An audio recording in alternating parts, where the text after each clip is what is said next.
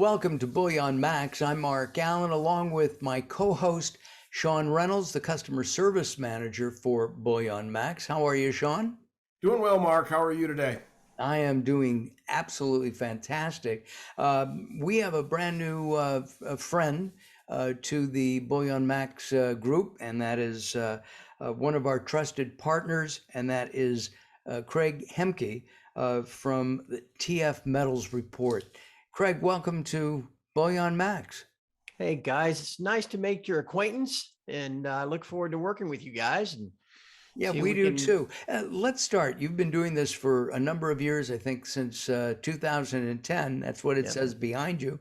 What is the TFMR? What is the TF Metals Report all about? Well, at the end of the day, it's the tagline that goes with the site is "We are preparing for the end of the great Keynesian experiment," which is something I kind of got acquainted with in about 2009 or 10. Coming out of the financial crisis. And all of a sudden my eyes were opened and I realized, oh, wow, this is maybe a little different from what I thought it was. I'd been in the securities industry my whole career, and my eyes were opened in a number of different sources, but one of them was Zero Hedge, where I first started interacting with the people there when it was still a blogspot site. I mean, it amazes me now. I see it, on the list of the 20 most popular websites in the world. And I mean, when I first got to know those guys, it was just a Google blog spot. So when you sign up at Zero Hedge, if you sign up at TF Metals Report, you pick a username, right? Right. And I had just seen an old Saturday Night Live skit like a couple days before. And so it was on my mind that I thought, hey, the name Turd Ferguson would be catchy. So a wicked sense of humor. Right. So And dare I unbeknownst say to it's me, stuck. here we are all this time later. My posts on precious metals at Zero Hedge got popular enough that people suggested I start my own website, which I thought was crazy. I mean, who would come to a website, to hear or read what I have to say? And it just caught fire in 2010 and into 2011, and we've been doing it ever since. The TF is for Turd Ferguson. I go by that name still on my site because everybody has their name, obviously. Mm-hmm.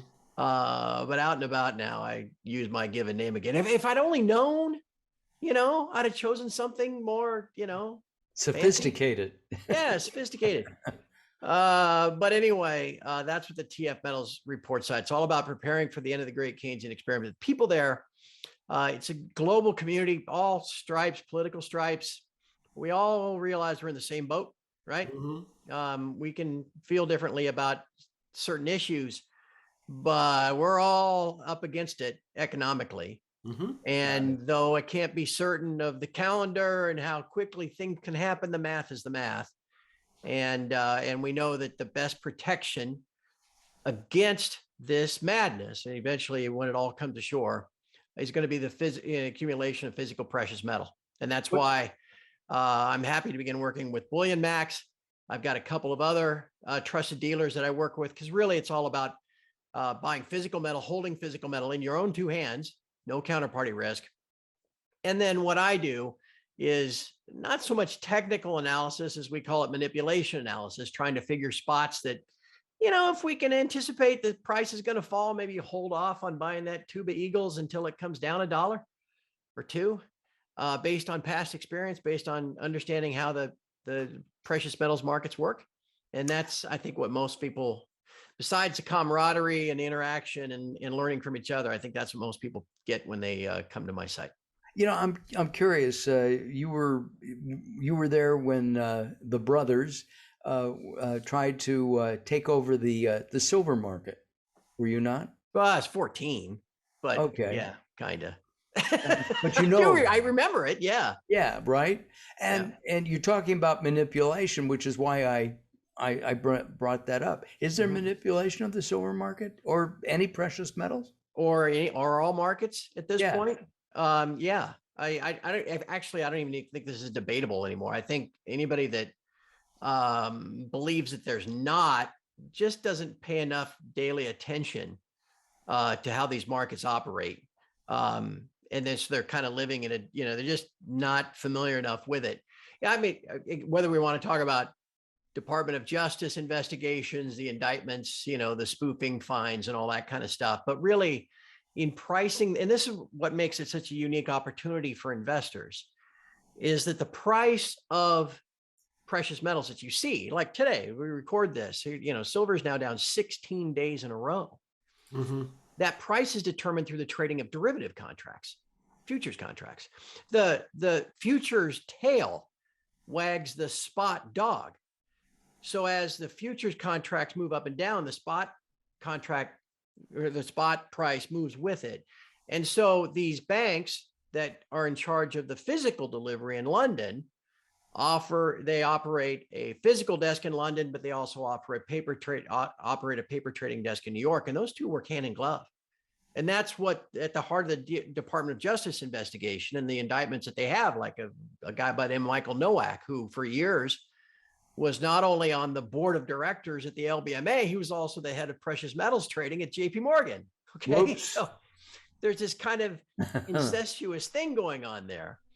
And the banks, I mean, it's nothing more nefarious than they just simply do it because they make money at it. Well, the bottom line is that that's what everybody wants. We want to make money.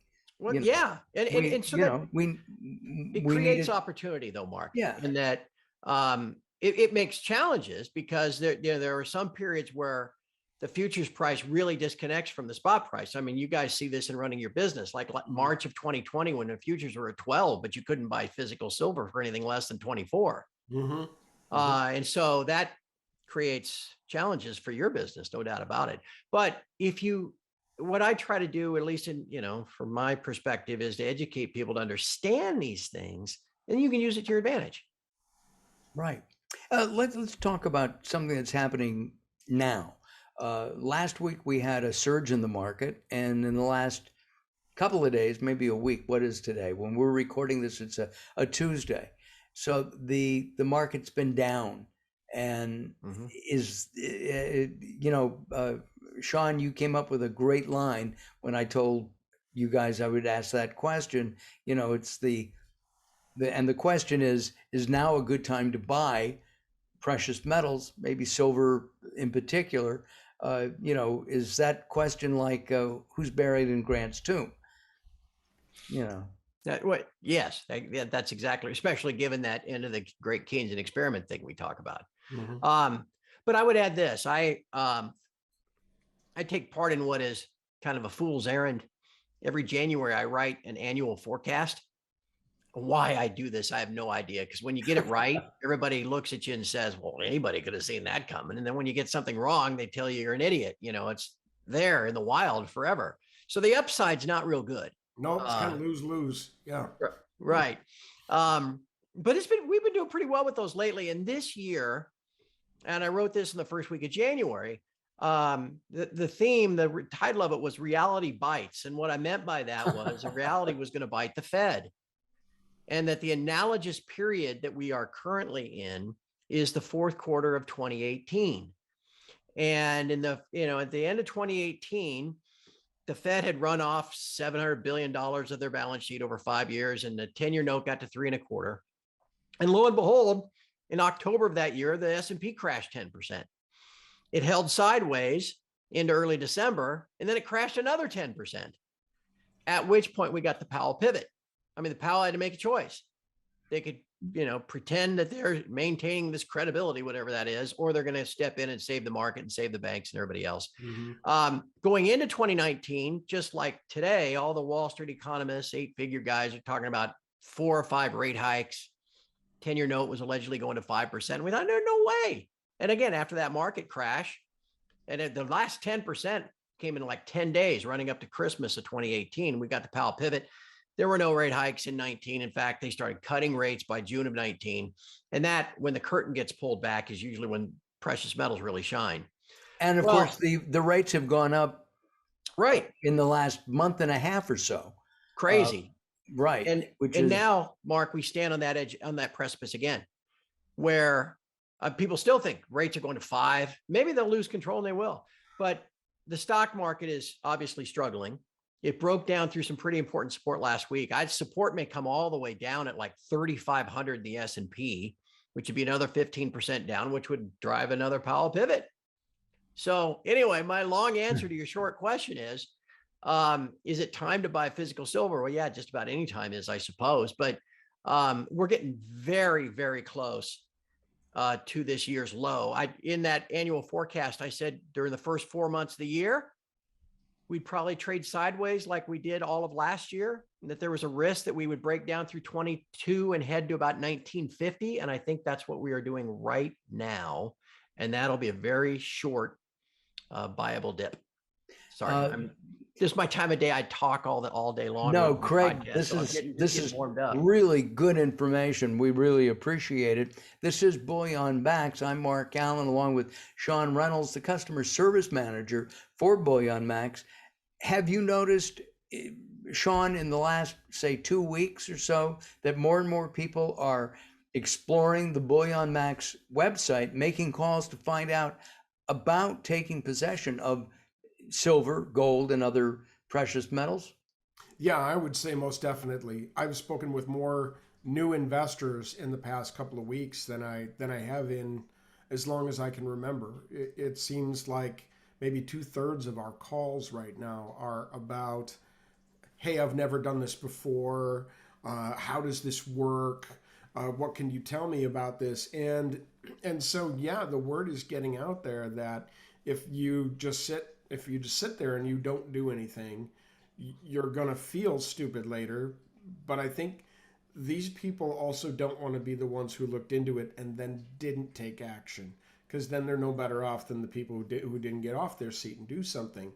So, yeah, absolutely. Lots of new people, all with the same concerns. You know, they want their dollars to remain dollars. They want to hedge against it. They don't want paper money for their future, for, you know, all the reasons that Craig talks about. People are frightened right now, and of course with good reason. Also, as Craig said, you know, we're all in this boat. We're in the same situation. Doesn't matter what side of the aisle you're on or what you believe or anything else. Exactly. And wouldn't it be great if this understanding became a unifying factor somehow, to get people to say, well, you know, we're all kind of getting screwed, so maybe we should worry less about the edges and worry more about right down the middle, because it's coming. Got it. And if you call BullionMax, you'll probably get hold of Sean himself. Mm-hmm. He'll be able to walk you through a buy. If you're new, if you're experienced, he can also help you, because he knows what BullionMax can provide. Give me one coin that's a favorite of yours this week. Oh, favorite of mine this week: Australian kangaroos. We were selling them for about the same price as a bullion rounds, and if you can get a coin for the same price as a round, you're going to want to take the coin. Quick tip from Sean at BullionMax. All right, that's really good. Our guest is the editor, publisher, the chief cook and bottle washer at the TFMR, the TF Metals Report, and that's Craig Hemke. Craig, why should somebody buy metals right now, today, right this second?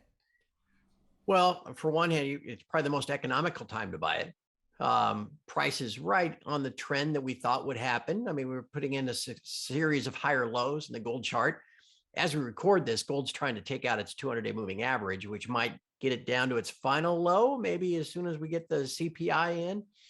Gold, if I'm right about the stock market, gold will probably start catching a safe haven bid before too long. Mm-hmm. In fact, in that analogous period I was telling you about in December of 2018, once the stock market, the S&P, took out its prior lows and fell 10% in 10 days, gold actually rose about 4%. Okay, so you get this, you know, a little safe haven bid in treasuries, which makes rates go down, which makes gold look better, and gold gets a safe haven bid. So we're probably very close to about the most economical time to buy gold that you can. And gold, again, is your ship in the storm. It's a protection of your financial net worth. from one monetary system to the next, Huh. because this dollar reserve system that we've all known for our whole lives. I mean, there's hardly anybody left alive that doesn't remember when the dollar wasn't the world's reserve currency, but it wasn't always the world's reserve currency, and it won't always be that way. And so we've got to prepare for that. And owning physical gold as the pendulum swings back from straight up unbacked fiat to backed with something to give it confidence again. What about some of the stocks that are, the mines, the Yeah. refineries, and those? Is that something that people should look at, in your opinion, or not? Well, I swore those babies off in about 2013, which was good because, man, they stunk on ice from about 12 to 15, right? Just a perfect storm for just terrible for the business. Then I lucked out. A company I'd worked for about 7 years in my prior life, I asked me if I wanted to cash out of a defined benefit plan. And I said, yeah. So they stroked me a check for like 55 grand. And I thought, well, I'll just put this in the miners in like November of 15, right at the low. So I follow I've got a little portfolio in this IRA, and people on my site trade them as well. And in a rising market, they're almost like a leveraged ETF. If the gold price goes up, man, the miners might go up, double that.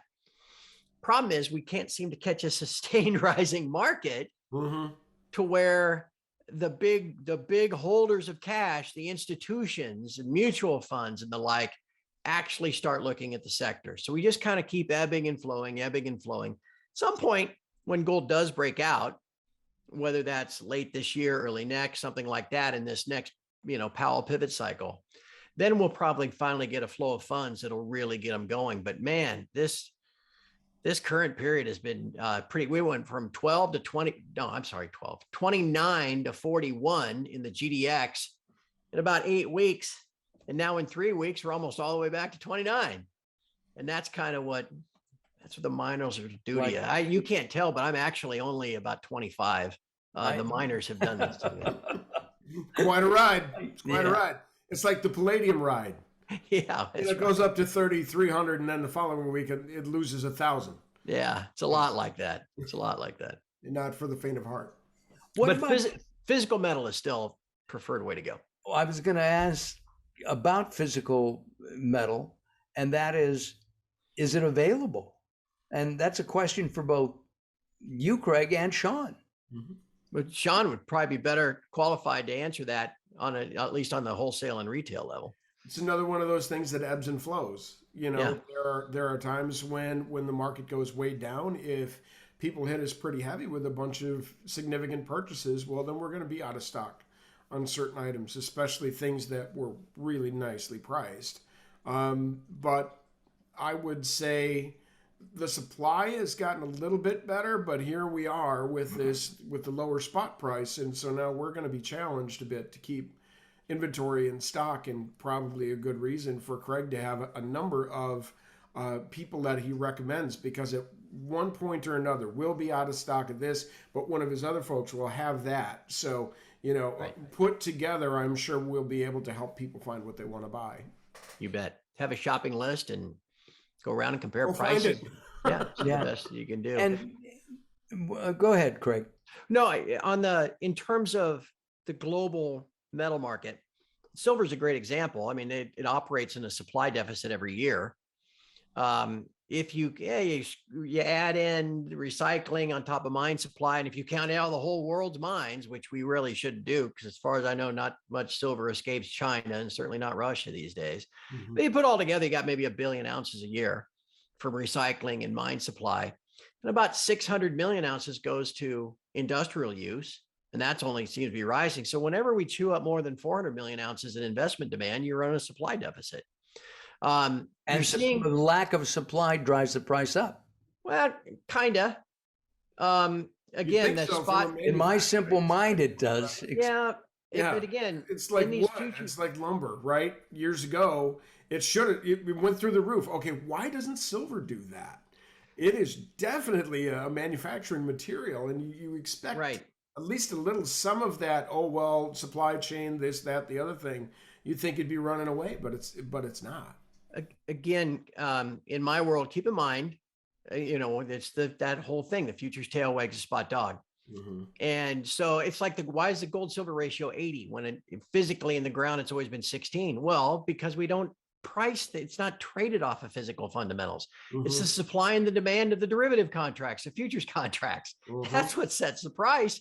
And then the metal kind of flows to meet that price. It should be the other way around. Right.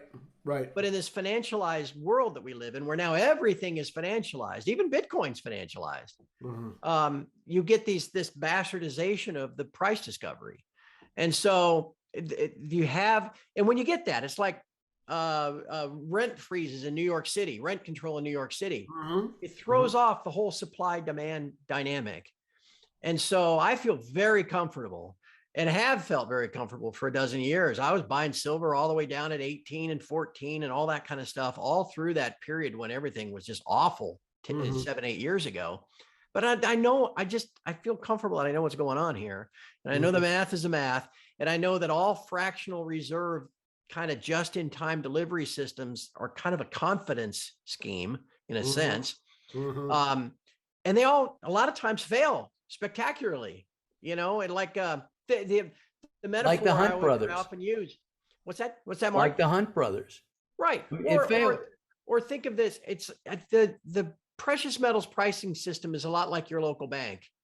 You deposit your check there, but they loan out 90% of it.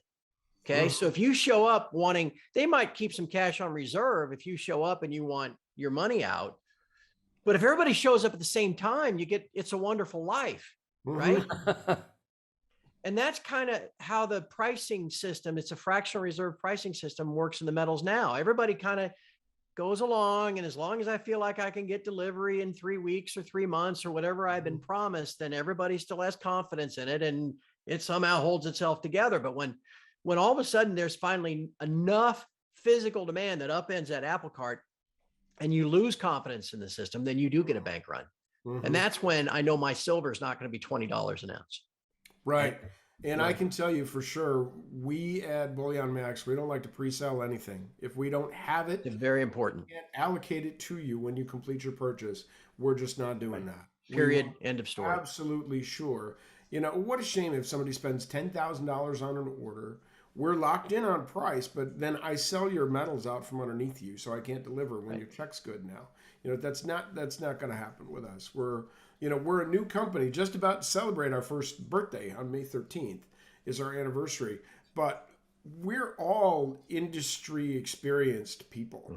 And as the manager of customer service, one of the least enjoyable phone calls I ever made was, here's a pricing error. I can't let you have it for that. I'm so sorry. Hated those calls. Okay.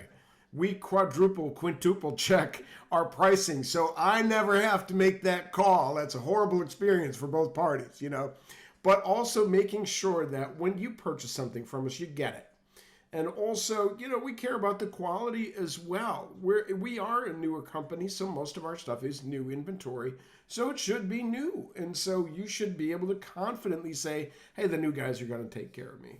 So, and if you want information, of course, on BullionMax, we have the website up underneath us right now. You can look around. There's lots of information. You can always call. You'll probably get Sean and, get an understanding so that you make the decision, which is also something that BullionMax does that other places don't. It's your choice. And you make the choice. Sean and his team are not there to sell. They're to answer questions. We'll get you educated so you make the choices. We feel that's the best way for you to feel good about what you buy, is to know why you bought what you bought. So then if you think about it again, you go, you know what? I'd make that same decision again because I had reasons to make the choices that I made. Instead of, Sean said buy kangaroos. If I didn't tell you why the kangaroos are a good buy right now, then yeah, you might feel differently about the kangaroos if the rest of your experience isn't good. Our guest is Craig Hemke. He is from, I've never said this word in all these years on broadcast, Turd Ferguson Metal Report. You did Yeah, it. I There we did go. it. I did it. I'm now a member of the club. And we're talking about his predictions. Let's talk about that in our remaining couple of moments. What are your predictions, I guess, for precious metals as they relate to life in these here United States? Well, in that annual forecast that I keep mentioning that I put out first week of January. Oh, one thing we couldn't have foreseen was the impact of Russia invading Ukraine, right? Mhm. So Right. that kind of threw things off a little bit. You got that spike to 2070 in gold and 27 in silver that was driven by that. And a lot of times geopolitical events, those spikes don't hold, and so that hasn't held. So now we're right back to where I thought we'd be. In my forecast this year, I thought the first 4 months of the year would be kind of an extension of last year. I thought the second 4 months of the year would be this time where we start to figure out that the Fed's not going to do what they're telling you they're going to do. And then the final 4 months of the year is when the curtain gets pulled back and everybody realizes, oh, yeah, there's really no way out of this. It is QE to infinity. And that, whether it was 2011, whether it was kind of brushed with that in 2016, whether it was 19 and 20, that has been when the precious metals have really shined in that 12 to 24-month window where everybody figures this out all at once. And I think that's what's coming. And I think the fourth quarter of this year is where we'll see the highs of the year. My prediction in January was that gold would see 2,100, maybe even higher than that, and that silver would probably see 29 or maybe slightly higher than that, which would still be above average historical returns. And the next year should, if I'm right about all this stuff, next year should be a really, really solid year. As we get into this period now, again, I've been looking at that gap on the chart in silver. Everybody can see the kind of consolidation flag silver has been in between 22 and 28 for the last almost 2 years. And they're waiting for a break up through 28 or a break down through 22. We're breaking down through 22 as we record this. It's going to be a false breakdown. It's going to be a fake out. Like a correction? What's that? Like a correction in the market? Yeah, or just as it falls through 22 and closes below 22 on a weekly basis, it's going to freak everybody out and finally kind of blow out everything from sentiment to every other technical measure. And we'll probably, in an ideal world, in my mind, trade about a day under 20. And then that'll be the lows for the year. And we'll get back above 22 and it'll look like it was a false breakout. And we'll start moving toward 28 again as Powell pivot number 2 kicks in. Craig, in our last moment or two, I always ask a personal question. And the personal question is simple. What metals do you have, and do you have them, where do you keep them? I only have gold and silver. I don't have any platinum or palladium or copper or anything like that. I try to say about half of what I own is not necessarily within arm's length of where I am. Got it. But I can get to pretty easily if I need to. And then the other half, I actually, I don't know if you're familiar. This would be something you guys would probably want to build on your own sometime in the years ahead. But one of my other companies that I actively promote is called Apmex. And about 2 or 3 years ago, they built like a digital platform that's like more of a trading platform of physical metal that I think is far preferable to, like owning ETFs or something like that. So I've got a bunch of metal with them too, just because it gives me the flexibility. It's not, as Sean, you would know, if I wanted to sell 1,000 ounces that I held physically, to put that in my car and drive it to the local coin shop. Ship it. Yep. It's you not gotta get off your butt to do something with that. Not the most convenient thing in the world. So I've got some that I keep for more liquid purposes as well. But I only own physical gold and physical silver. And a few mining shares. But the other metals I don't. You don't work with. Somebody else worry about that stuff. Got it. Got it. Sean, can you react to what Craig has just said? I think most of the people that we talk to like to keep their metals within arm's reach, just because I think For the new folks, most definitely that's the experience that they're looking for, just because of the fear factor. Now, when we buy back, yes, that is the experience. Is I need you to send it to me. We need to check it over. We'll make an agreement on a price as long as the quality is met when we inspect it. But we are very aggressively trying to get more people selling to us, because actually it's a great time to sell because everybody else is buying. Got it. So the premiums, we can pay higher premiums because the prices are up. And if the supply is going to stay there, somebody somewhere has got to sell something, right? So we're paying pretty aggressively for when people do have to sell. But otherwise, I would say most people right now, if they don't have to, they're not gonna, because the idea is to hold it and watch this all play out and be rewarded because you did hold on to it and you were smart enough to stack during this period. Sean, thank you as always. Craig, enjoyed our conversation. Will you come back sometime? Certainly be happy to. All right, good. We appreciate that. Thank you, Mr. Ferguson. And next time, should we I can't call you a turd. I got to tell you, even my mother, God rest her soul, even she got to the point where she could call me turd. So maybe after a couple of sessions. Right. Exactly. No problem. Yeah. Craig Turd Ferguson Hemke, thank you very much for joining us today. We really appreciate it. All right, guys. Thank you. This is BullionMax. We'll see you in our next edition. Bye-bye for now. Don't miss an episode of BullionMax. Subscribe to us right now.